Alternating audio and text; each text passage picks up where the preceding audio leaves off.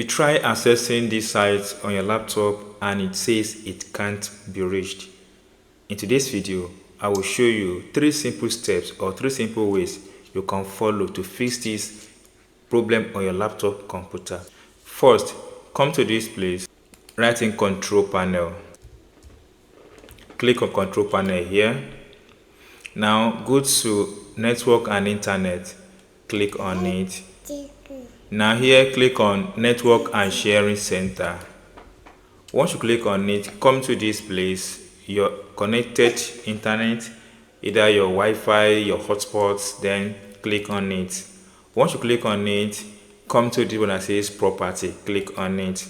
Once you click on property, this one will pop up. Then scroll down here, then come to internet protocol version 6. Uncheck this box. Click on OK. Click on close. Then close this window. Refresh the page if it works.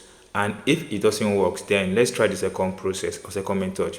In this place, type in proxy setting. Click on this one. Once you click on it, it comes out like this. Here is what you need to do. If this automatic dictate setting is turned off, make sure you turn it on. Then look at manual proxy setup. Click on it.